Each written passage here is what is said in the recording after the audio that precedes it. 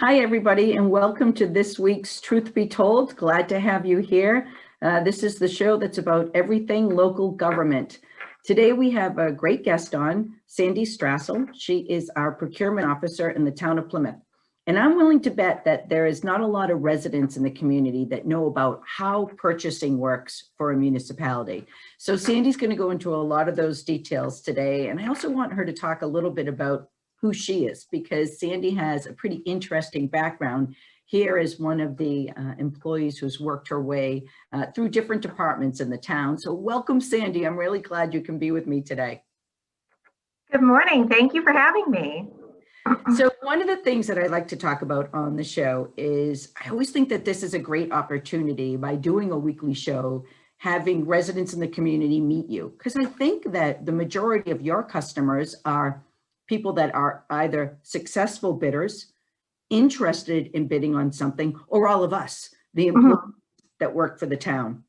So tell us a little bit about you. And I mean, you and I both know we recruited you to this position. So from and the other departments you've worked for. So I started with the town in 2013. Really wanted to get a position with the town. So I was applying for everything that came up. And finally, there was a part-time DPW position. It was for, at the time, it was building and fleet maintenance. So it was 19 hours a week. I had a full-time job, but it was one of those cases of I'm going to get my foot in the door because I know once I'm in, I'm in. You didn't expect this necessarily. But no, this was never on the radar. So I did start with the DPW, was part-time for about a year and a half, and then went from building and fleet maintenance to the solid waste division. That was shortly after we started the curbside service. So it was a very busy time in solid waste. Yep. And I was in that position for a few years and then started assisting in the water department. And then a position was created in the water department for a billing coordinator, moved over to water and did that for a few years. And now I'm in procurement. So I've made my way through. You know what though, Sandy? I think sometimes it's so helpful to have that level of knowledge, both frontline knowledge and how systems operate, different divisions. And I think that's going to serve you well in procurement. I mean, you know a lot of people and what their needs are. Absolutely. And most of what I deal with is DPW. It's the public works projects. So I know everybody that works over there. So I can reach out and they know what I need. I know what they need. So it's been really great. It's kind of, I was scared to leave the DPW because that's been my home for 8 years, but I still deal with them on a daily basis. So, well, I'm not going to put you on the spot on this show and say, are you happy you made the move? But you and I are going to talk offline about that. I want to hear a little bit about your staff. As people come to town hall and they come in the procurement office, you only have a staff. There's only 3 of you, correct? Yep. So when you first come in, you see Lauren Peremsky. She is our administrative assistant. So she's the face of procurement. And she handles, if someone does come into procurement from the public, she also handles ordering for the different departments if anyone needs supplies. And then as you move into the office, you see Michelle Turner, who is my assistant. We work very closely together to make sure all the departments are getting what they need, whether it's contracts or if they have questions, if stuff has to go out to bid. So we work very closely to take care of that. Now, one of the nice things about Michelle Turner, we have a picture here of the 2 of you. I know we weren't able to get a picture of all 3, but maybe the next time you're on the show. What's nice about both you, Michelle, and Lauren in many ways is all 3 of you have moved around and been able to work in different offices. So you have a sense of the overall needs of your baseline customer, which is the employee. Yes, absolutely. And it is a huge help. You only see a little bit of procurement. You see the basics in your department of, this is how we get stuff. So you know where the departments are coming from. So then once you're in procurement, you can work better with them to say, I've been in your position. This is what we need to do. So one of the things I want to go through is a little bit about bids. Because through the years, it's so ironic, as I was starting this show, I was literally getting a text from one of the other town managers saying, boy, could you help me out with some bid documents? We'd like to sell a public building in our community. Because we sometimes share bid specs because they're pretty involved to write.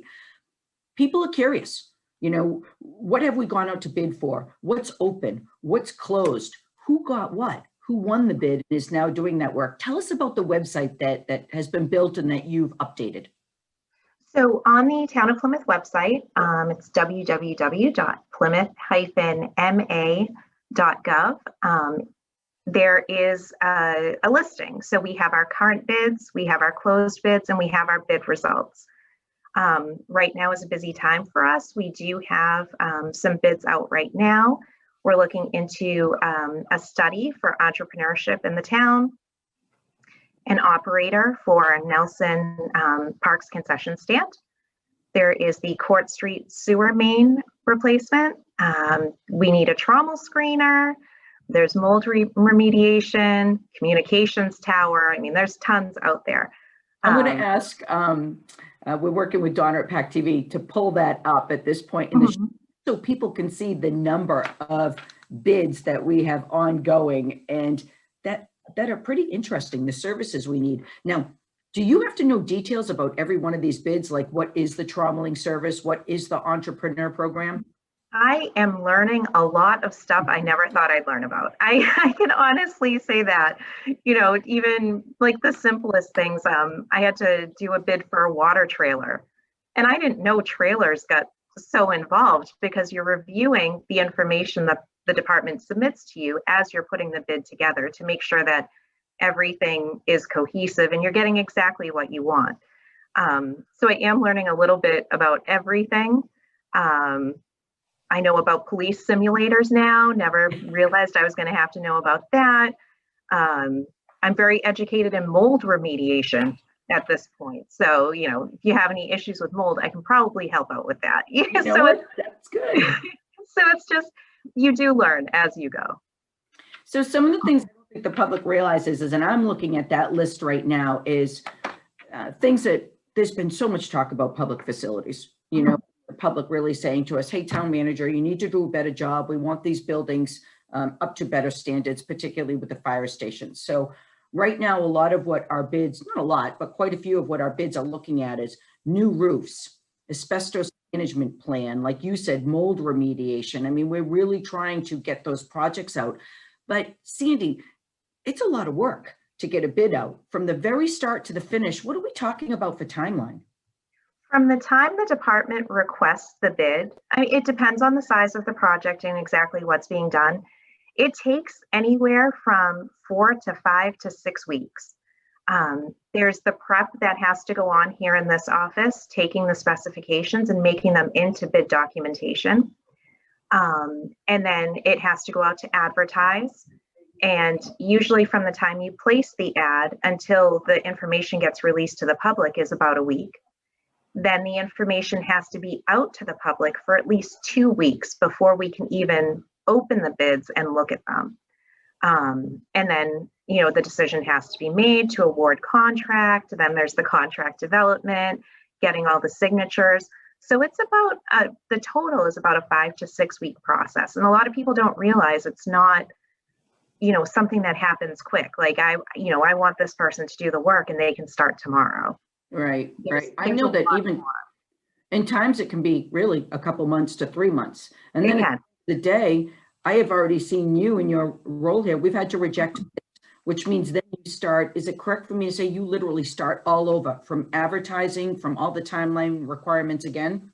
So the bids that I've had to reject so far have been, I didn't have to restart the bid. The ones that we received weren't valid.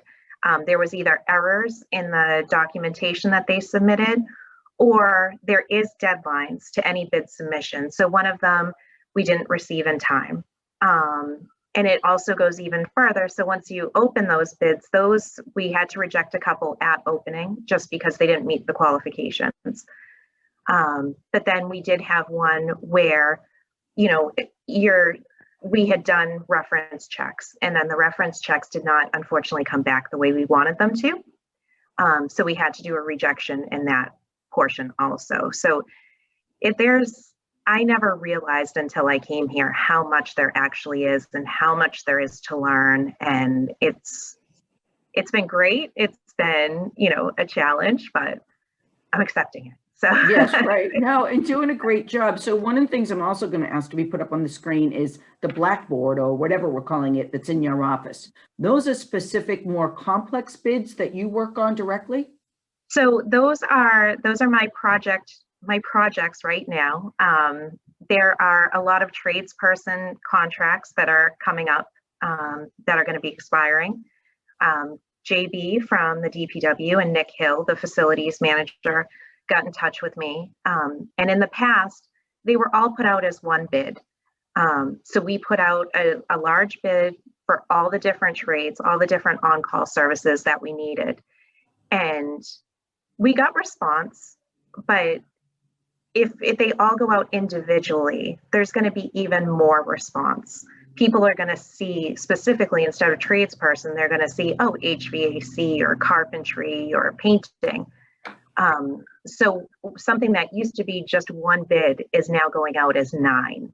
So much more work for you, but you think you'll get better results from it. Exactly. So and people probably don't understand. So with the town's 32 buildings, we contract in place, and I'm assuming this is a multi-year contract in place for elevators, for electrical, when we have electrical needs, when we have plumbing needs, when we have HVAC needs. Even if we hire our own singular full-time person, just like with legal fees, if the town eventually hires their own town attorney, you are still going to need those services coming in from the outside. Not one person will be able to do all that. So there's painting, roofing, overhead doors. What is ATC? ATC it goes along with HVAC. Now I'm going to have to cheat because that one was new to me. That one is automatic control. Security, right? The fobs for in the buildings. I think that's what it be, but I thought that was interesting when I saw that on the tradesperson list, but everybody knows how complex it is now with the systems we have for security into buildings, to get into different areas. I can't even imagine. Well, I can. I think it's even more in depth over on the school side. So yeah, I think it's automatic temperature control, actually. Oh, is it? Yeah, so I think it goes hand in hand with HVAC. Yes, and of course, I had notes, but of course I can't find them. So right. Well, of course, it's when I have you on the show that's supposed to happen, so that works. Is there now the school side does all their own procurement and bidding and contracts? Is that correct? They do, yes. The only thing that procurement here in Town Hall deals with from the school side is their vendors. So when they get a new vendor or you contract with someone new, they send their information to us for us to put into Munis. But as far as their purchasing and their procurement, it's all separate. So a lot of the times we talk about opportunities for consolidation and cooperation between the schools, and maybe someday in the future, we've started some of those initial conversations. Again, it might be something we look at. If we need HVAC services, plumbing services, electrical services on this side of the government, they need the same things in their 12 school buildings. Exactly. Areas where we can merge and maybe even see some cost savings because of that.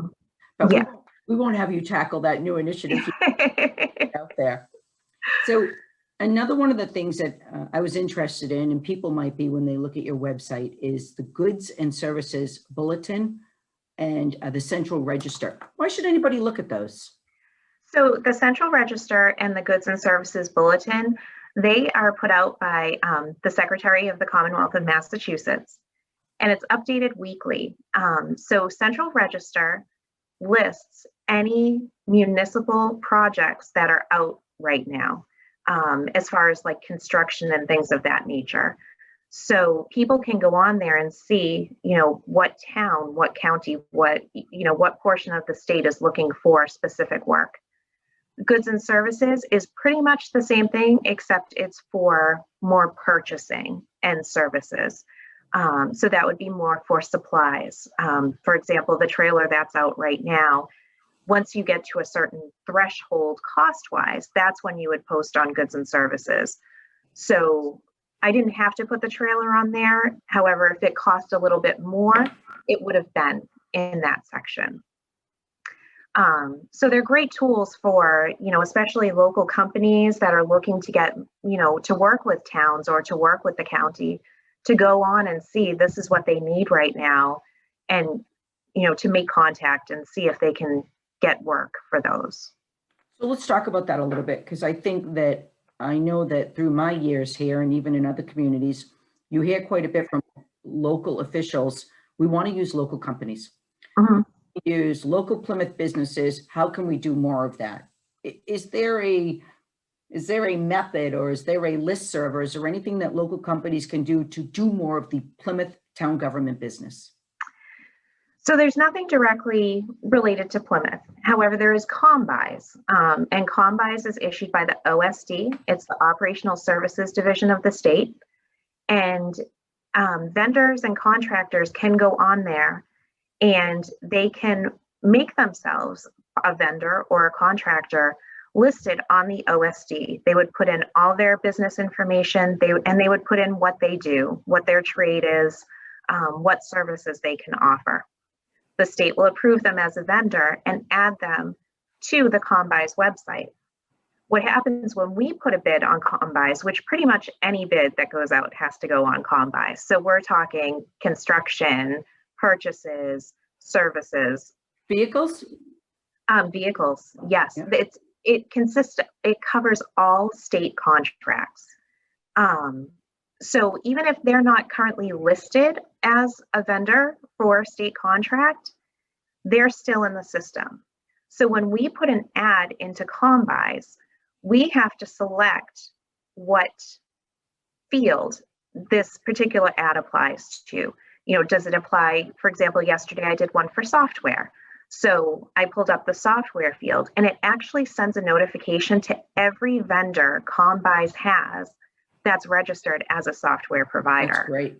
Mm-hmm. So they're getting this information without really even having to do anything. It's a COMBUYS is automatically, the OSD is automatically sending it to them and letting them know, okay, this bid is coming out in Plymouth, so you can apply there. So, and it's statewide. So, even, our smaller local companies could get work basically around the state anywhere. So even if COMBUYS is simply a name for the state bid list. It is, yes. Yep, it's like I said, it's the OSD. Use it on a daily basis. It's been a love-hate relationship. I did not love it when I was in the DPW. Now that I'm here in procurement, I have to love it because it's part of my daily job.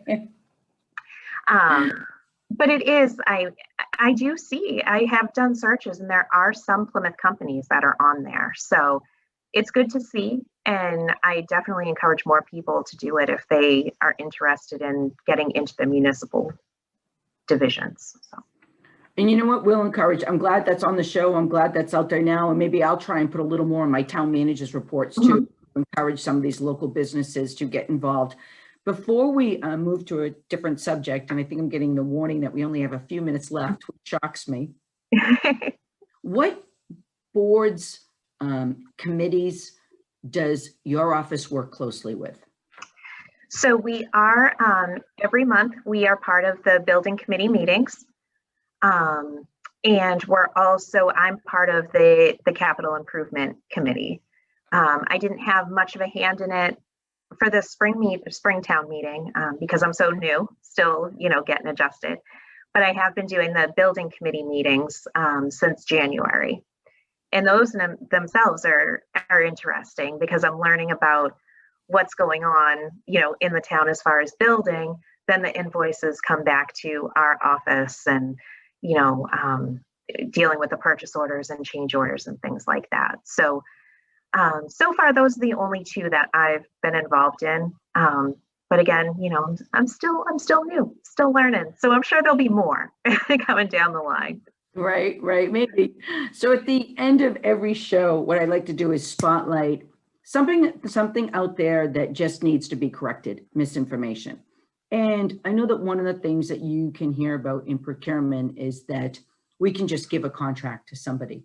And I think I know, and you know, that is so far from the truth. That actually would be so difficult to try and do. And part of the reason why we have everything from everybody we pay, anybody can see that on our website, to everybody that is awarded a bid, to everybody where the town executes a contract with. Is that, how up to date is your bid website, and who does that for you? And can you help dispel that rumor? We actually, Michelle and I have been updating the bid website as bids have been issued, as they've been awarded. So we're trying to keep track of that. Also kind of clean it up a little bit. There is a long list for all the way back to 2015 of every bid the town has done. So we're trying to condense that a little bit, make it a little bit more user friendly. But like you said, all bid information is public record. So if someone had a question about something that the town did, they can get in touch with us and we can provide whatever information they need pertaining to the bid. Great. Well, that's good to hear. Well, thank you. I hope you come back someday soon. And for now, I just really appreciate you being here. And I'm glad that people in the community get to see your face and know what it is your office does for the town. Well, thank you so much. Anytime. Listen, that's all the time we have today on Truth Be Told. I hope you enjoyed the show. We'll be back with you next week. We're going to have some great things to talk about next week, because we're going to have Town Clerk Pearl Sears on and the Assistant Town Manager Marlene McCollum. So I hope you can join us then as well. Take care.